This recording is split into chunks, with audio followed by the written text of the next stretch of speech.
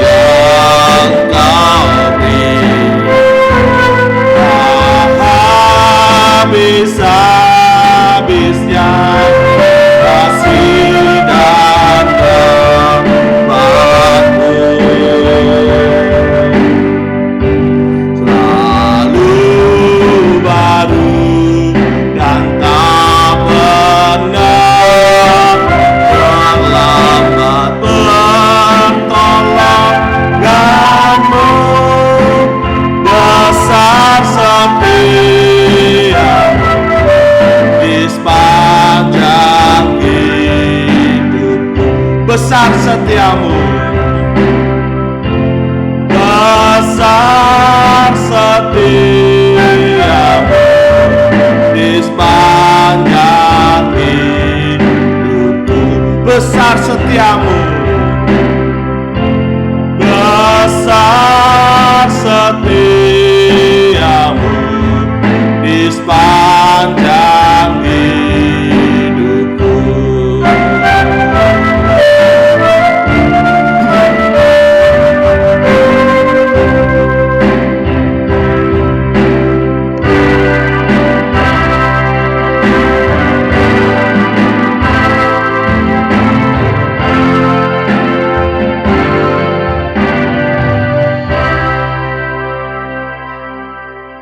Puji Tuhan, pada pagi hari ini kita sudah memuji dan memuliakan nama Tuhan dengan semangat.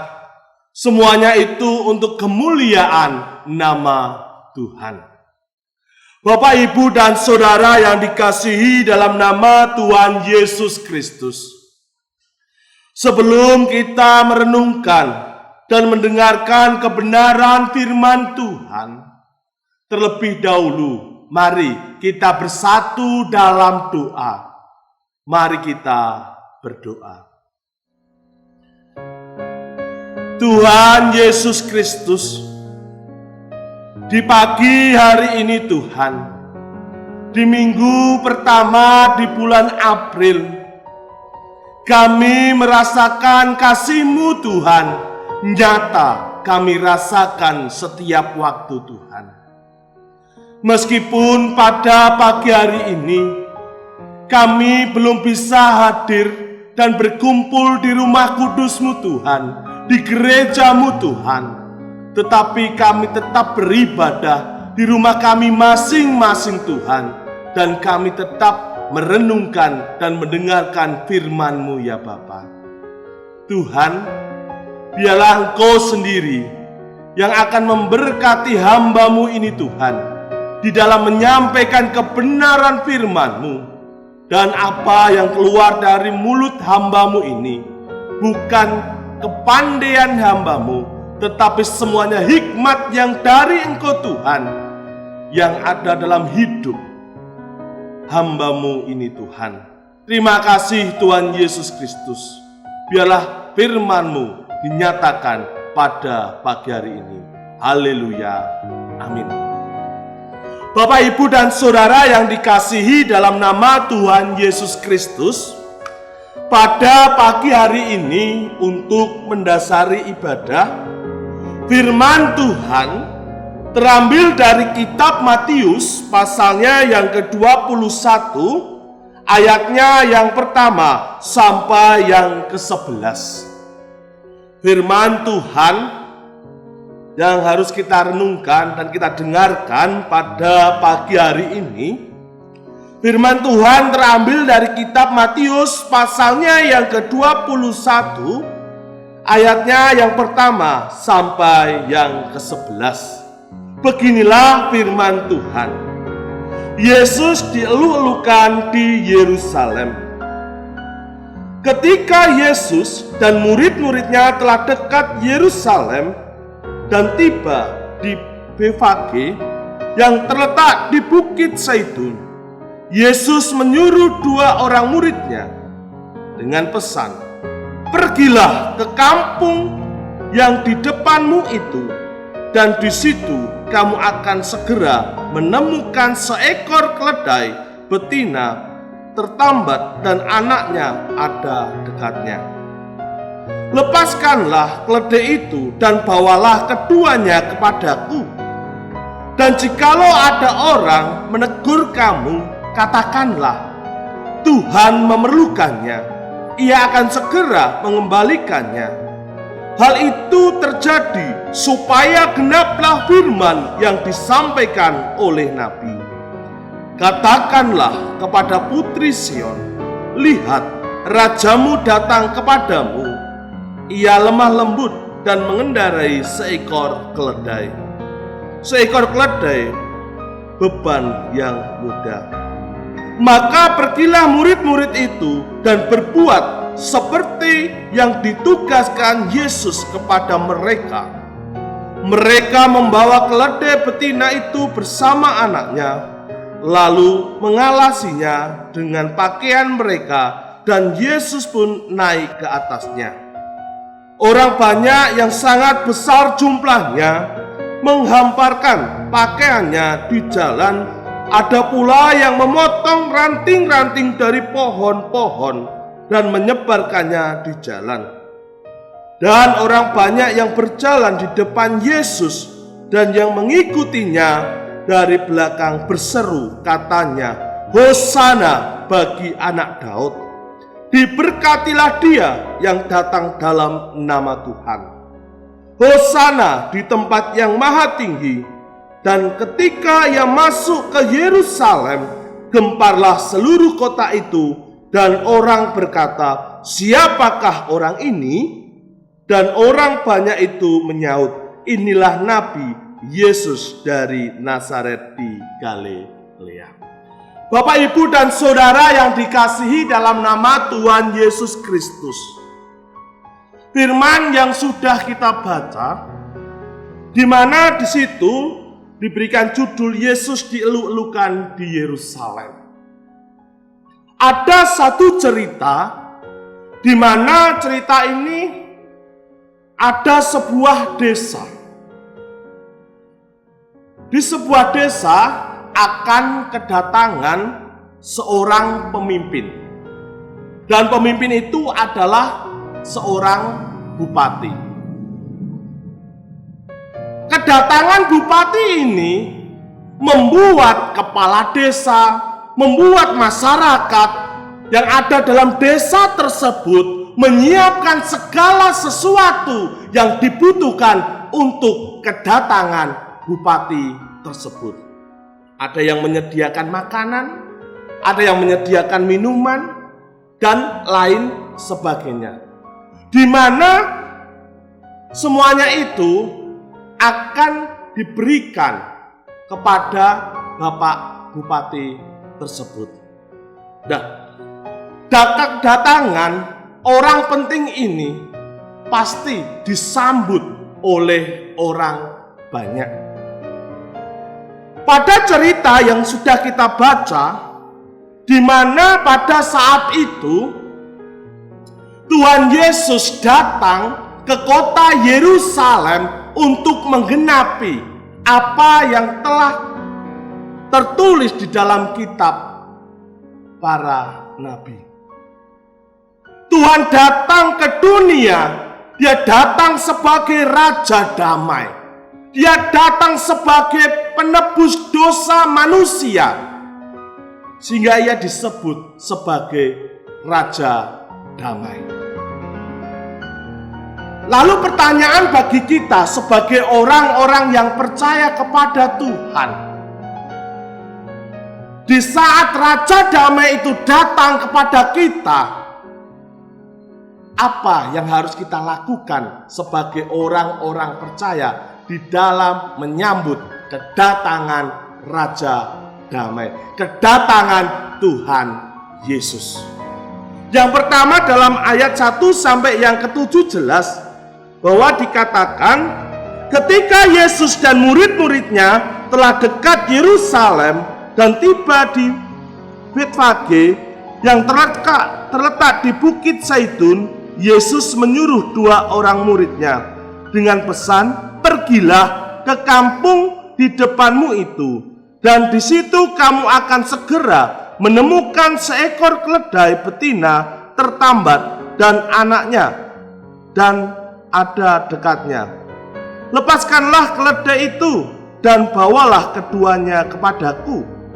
Dan jikalau ada orang menegur kamu, katakanlah Tuhan memerlukannya. Ia akan segera mengembalikannya. Hal itu terjadi supaya genaplah firman yang disampaikan oleh Nabi. Katakanlah kepada putri Sion, lihat, rajamu datang kepadamu. Ia lemah lembut dan mengendarai seekor keledai. seekor keledai beban yang mudah. Maka pergilah murid-murid itu dan berbuat seperti yang ditugaskan Yesus kepada mereka. Mereka membawa keledai betina itu bersama anaknya, lalu mengalasinya dengan pakaian mereka, dan Yesus pun naik ke atasnya. Yang pertama dilakukan di saat kita menyambut kedatangan Raja Damai, yaitu Yesus, yang kita lakukan yang pertama adalah taat akan firman-Nya, taat akan perintahnya. Dikatakan di ayat 6 dan 7 jelas bahwa di mana di situ Tuhan Yesus berpesan, memberikan perintah kepada kedua muridnya untuk pergi ke kampung yang ada di depanmu. Dan di situ Tuhan menyuruh muridnya untuk membawa keledai dan anaknya kepada Tuhan.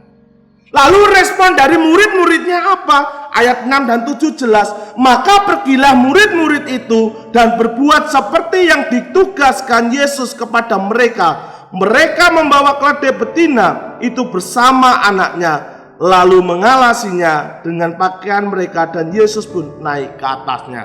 Yang pertama yang dilakukan oleh murid-murid Tuhan Yesus pada saat itu, dia mentaati perintah Tuhan, mentaati firman Tuhan. Bapak, Ibu, dan Saudara yang dikasihi dalam nama Tuhan Yesus, sebagai orang yang percaya kepada Tuhan, kita diberikan tugas untuk menjadi saksi-saksi Tuhan, diberikan perintah dari Tuhan untuk menjadi saksi-saksi Tuhan di dunia ini. Yang harus kita lakukan, kita harus taat kepadanya. Taat artinya apa? Taat artinya patuh, menjalankan sesuai perintah. Ini yang dilakukan murid-murid Tuhan Yesus pada saat itu. Disuruh Tuhan Yesus, diperintah Tuhan Yesus, dia taat melakukan apa yang diperintahkan Tuhan. Lalu pertanyaan bagi kita, apakah kita sudah melakukan perintah Tuhan? Apakah kita sudah melakukan firman Tuhan dalam hidup kita masing-masing? Ketaatan sebagai orang Kristen untuk melakukan firman Tuhan, itu adalah tugas kita. Itu yang harus kita lakukan setiap waktu. Berbicara ketaatan, Bapak Ibu, banyak orang yang saat-saat ini tidak melakukan ketaatan. Contoh hal kecil saja. Di saat kita mengendarai sepeda motor atau mobil, di saat kita pergi ke kota, di situ pasti kita mendapati rambu lalu lintas atau lampu merah, kuning, hijau. Ya. Perintah dari pemerintah, perintah dari polisi, di saat lampu ini berwarna hijau, kita jalan terus. Di saat lampu kuning, kita hati-hati. Di saat lampu merah, harus berhenti. Dan itu harus dipatuhi, itu harus dilakukan. Sehingga apa? Sehingga tidak akan timbul kecelakaan. Tetapi banyak orang saat ini, dan orang percaya pun, melihat perintah-perintah yang diberikan oleh pemerintah itu banyak yang tidak dilakukan. Sudah tahu lampu merah, kan harus taat lalu lintas. Tetapi apa yang dilakukan? Lampu merah tetap diterjang. Kebanyakan di saat lampu merah diterjang, yang terjadi adalah kecelakaan. Ya, yang rugi siapa? Yang rugi kita sendiri. Sudah tahu itu tata tertib lalu lintas, merah berhenti, kenapa kita harus berjalan? Maka dari itu Bapak Ibu, kita harus taat perintah. Nah, Bapak Ibu dan Saudara yang dikasihi dalam nama Tuhan Yesus Kristus, pada saat-saat ini di negara kita, khususnya di kota Kudus, hari-hari ini situasi kondisi tidak kondusif. Situasinya mencekam. Karena apa? Karena virus corona. Ini menjadikan kegelisahan, ini menjadikan kecemasan. Sudah tahu pemerintah memberikan himbauan-himbauan untuk kita. Kenapa kita tidak lakukan? Allah, virus corona. Tidak takut. Virus corona jauh di sana. Kadang manusia itu tidak mau mentaati apa yang sudah menjadi perintah. Kita bisa melihat di negara Italia, Bapak Ibu, ya, di mana setiap harinya 700 orang meninggal karena virus corona. Karena apa? Tidak mau menerima himbauan dari pemerintah. Tidak mau taat akan himbauan dari pemerintah. Ini yang harus kita renungkan, yang harus kita lakukan. Karena saat-saat ini, ya, saat-saat ini perintah dari pemerintah, ya, perintah dari sinode, kita harus mentaati. Karena apa? Karena pemerintah sinode itu adalah wakil Allah, di mana memberikan perintah kepada kita untuk kita taati. Sehingga apa? Sehingga kita bisa membantu. Ya, sehingga kita bisa membantu penyebaran itu tidak ada lagi di kota Kudus maupun di mana saja. Karena apa? Karena kita mentaati apa yang diinginkan oleh pemerintah, apa yang diinginkan oleh sinode. Jadi, yang pertama yang harus kita miliki sebagai anak-anak Tuhan, di mana di saat menyambut kedatangan Raja Damai, yang kita lakukan yang pertama adalah hidup taat firman-Nya, hidup taat perintahnya. Sehingga apa? Sehingga kita mendapatkan kedamaian, sehingga kita mendapatkan keselamatan yang dari Tuhan. Itu yang pertama. Lalu yang kedua, apa yang harus kita lakukan untuk menyambut kedatangan Sang Damai?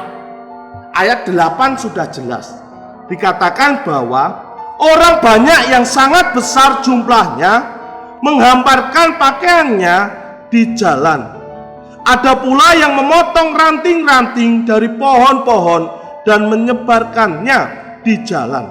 Yang kedua yang dilakukan orang-orang pada saat itu, di saat Tuhan Yesus masuk ke kota Yerusalem, dia memberikan pakaiannya, ya, untuk jalan keledainya yang dinaiki oleh Tuhan Yesus. Di situ yang kedua, yaitu hidup yang mau berkorban. Bapak, Ibu, dan Saudara yang dikasihi dalam nama Tuhan Yesus Kristus, sebagai orang yang percaya kepada Tuhan, kita disuruh berkorban. Kadang kita berat. Contoh kecil saja, berkorban waktu. Kita tahu bahwa hari Minggu adalah di mana kita beribadah. Kadang sebagai orang yang percaya, nanti sajalah, masih ada minggu depan. Nanti sajalah, kalau aku sehat.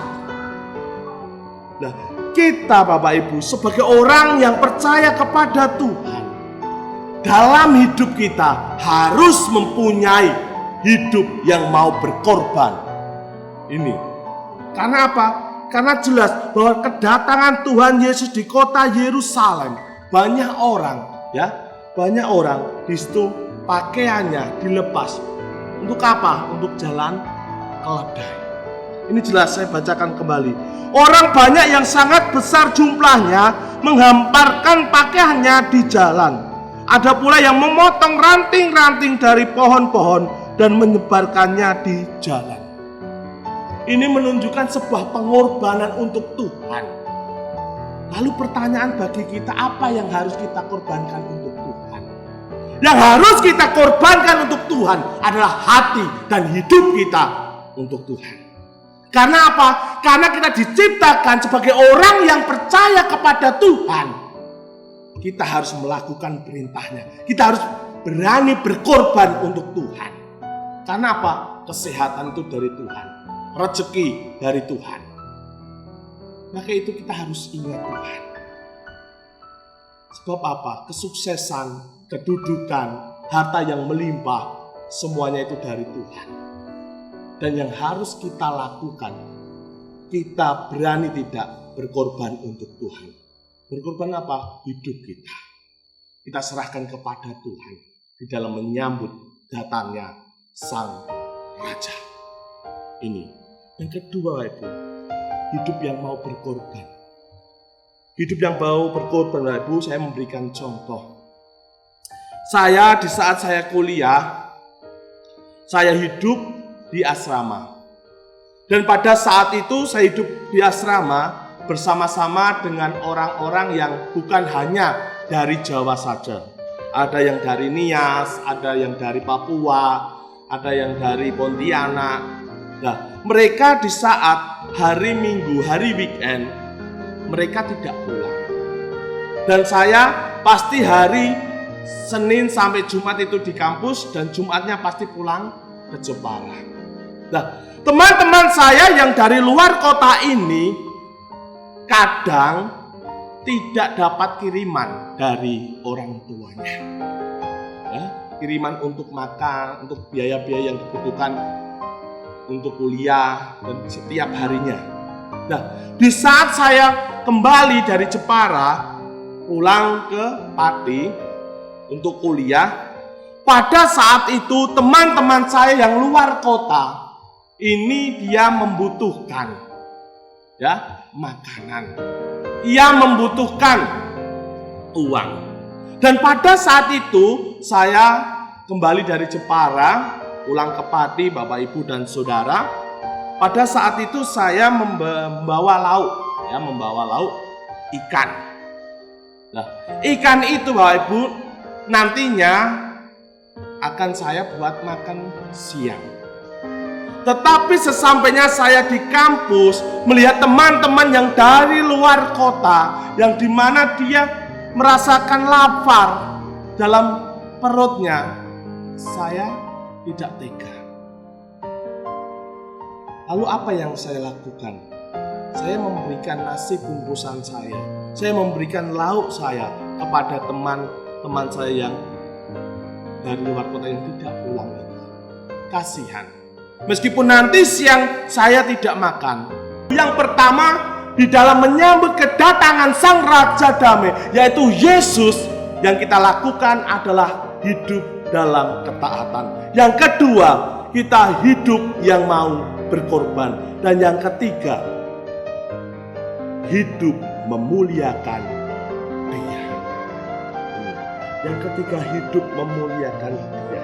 Dikatakan di ayat 9 jelas bahwa dan orang banyak yang berjalan di depan Yesus dan yang mengikutinya dari belakang berseru, katanya, Hosana bagi anak Daud, diberkatilah dia yang datang dalam nama Tuhan. Bersorak-sorai orang-orang yang melihat kedatangan Tuhan Yesus pada saat itu masuk ke kota Yerusalem, bersukacita, bersorak-sorai, memuliakan nama Tuhan. Karena Dia Raja, karena Dia yang membawa penebusan dosa, sehingga manusia tidak diperbudak oleh dosa lagi. Nah, tugas kita sebagai orang yang percaya kepada Tuhan, kita harus selalu memuliakan nama Tuhan. Dan bagaimana caranya agar hidup kita memuliakan nama Tuhan? Kita harus menjadi garam dan terang dunia. Ini, bagaimana caranya kita memuliakan nama Tuhan? Bagaimana kita menjadi saksi-saksi Tuhan? Yang harus kita lakukan untuk memuliakan nama Tuhan, kita mau menjadi garam dan terang dunia. Karena itu adalah tugas kita. Karena itu adalah sifat kita sebagai orang-orang yang percaya kepada Tuhan. Harus menjadi garam dan terang. Karena apa? Karena bisa menjadi contoh. bisa menjadi teladan bagi semua orang. Bapak, Ibu, dan Saudara yang dikasihi dalam nama Tuhan, sebagai orang yang percaya kepada Tuhan dan melakukan firman Tuhan setiap saat, hidup kita pasti menjadi lilin di tengah-tengah kegelapan, di mana kita disorot, di mana kita dilihat bagaimana tingkah laku orang percaya, bagaimana tingkah laku orang Kristen. Dan sebagai tugas kita memuliakan nama Tuhan, kita harus benar-benar menjadi lilin yang bercahaya, yang menerangi dalam kegelapan. Sehingga apa? Sehingga nama Tuhan yang dipermuliakan. Contohnya apa? Contohnya orang Kristen satu dengan yang lain rukun. Orang Kristen satu dengan yang lain saling memberi. Orang Kristen satu dengan yang lain saling mengampuni. Nah, ini kan dilihat orang lain yang beragama lain, itu dilihat orang Kristen itu baik. Orang Kristen itu rukun, tidak membalas kejahatan dengan kejahatan, tetapi kejahatan dibalas kebaikan. Orang Kristen itu mau memberi kepada semua orang, tidak memandang itu agama A, agama B, tetapi dia mau memberi. Nah, ini contoh-contoh yang harus kita miliki dalam hidup kita. Kita harus menjadi teladan, kita harus menjadi contoh di mana kita berada. Mungkin di gereja, mungkin di masyarakat, mungkin di pekerjaan kita. Kita harus memuliakan nama Tuhan. Orang Kristen baik, orang percaya pada Tuhan, selalu mengampuni. Ini Bapak Ibu, ya. Ini yang harus kita miliki dalam hidup kita. Sehingga apa? Sehingga di saat kita menjadi saksi-saksi Tuhan, di saat kita menjadi contoh bagi orang lain,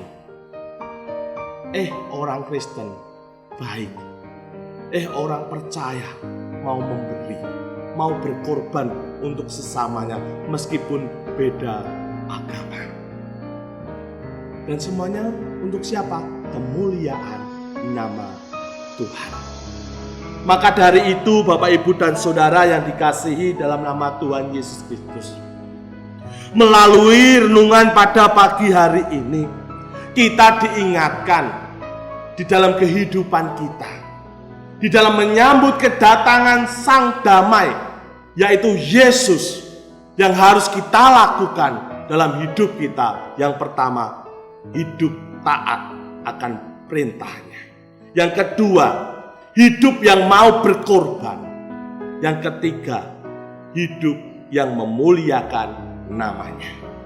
Sehingga apa yang kita dapat? Yang kita dapat yaitu keselamatan, kedamaian bersama-sama Tuhan di dalam kehidupan kita. Sekarang, nanti, dan sampai selama-lamanya. Tuhan selalu menyertai kehidupan kita, melindungi kehidupan kita, dan memberkati kehidupan kita selama-lamanya. Tuhan Yesus memberkati kita semua. Biarlah firman ini tertanam, bertumbuh dalam hidup kita, sehingga kita menjadi anak-anak Tuhan. Amin. Mari kita berdoa. Tuhan Yesus, pada pagi hari ini hamba-Mu sudah sedikit menyampaikan kebenaran firman-Mu Tuhan. Biarlah firman-Mu pada pagi hari ini dapat diterima oleh jemaat-Mu GITJ Tanjung Rejo dan kelompok Karang Subur Tuhan.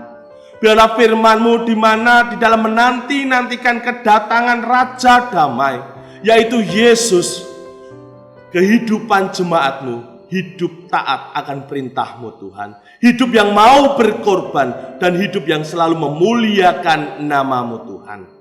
Karena kami percaya Tuhan, Engkau yang selalu memberkati kehidupan kami hari lepas hari Tuhan. Engkau yang selalu menyertai keluarga kami, pekerjaan kami Tuhan, dan Engkau tidak akan meninggalkan kami Tuhan. Engkau selalu memberikan kecukupan kepada kami Tuhan melalui pekerjaan kami masing-masing Tuhan.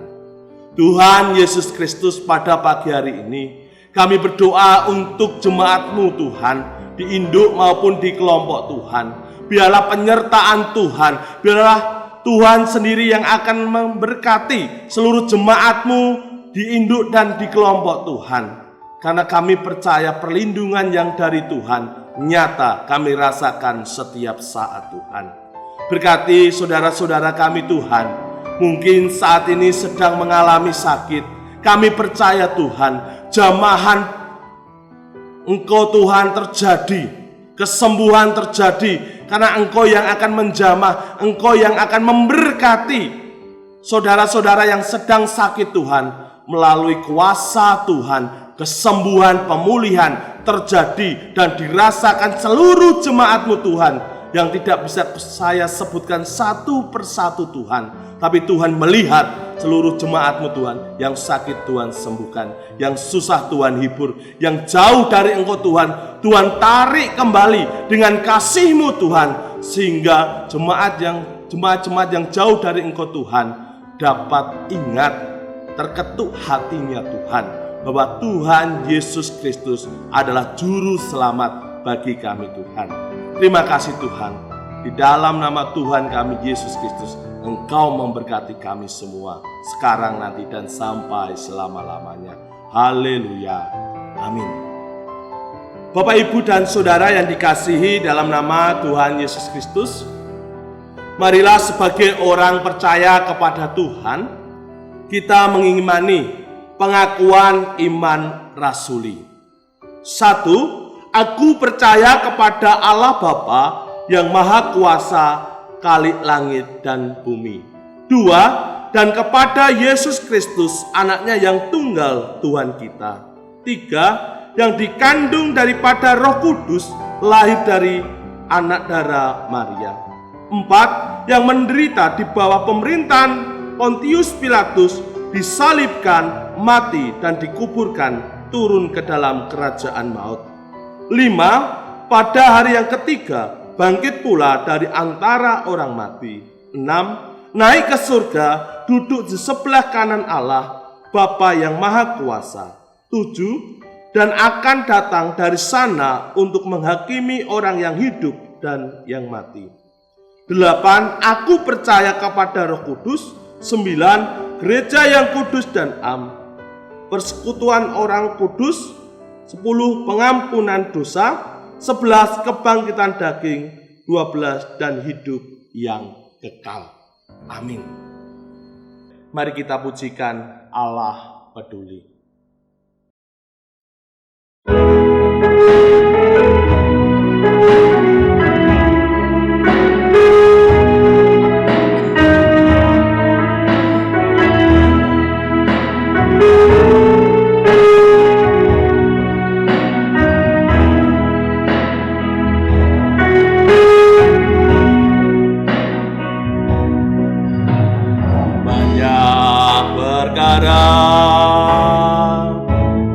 Yang ku simpan dalam hati, mengapakah harus terjadi di dalam kehidupan ini? Satu perkara yang ku simpan dalam hati, tiada sesuatu kan terjadi tanpa Allah peduli. Allah mengerti, Allah peduli segala persoalan yang kita hadapi, tak akan pernah dibiarkannya ku bergumul sendiri. Allah mengerti.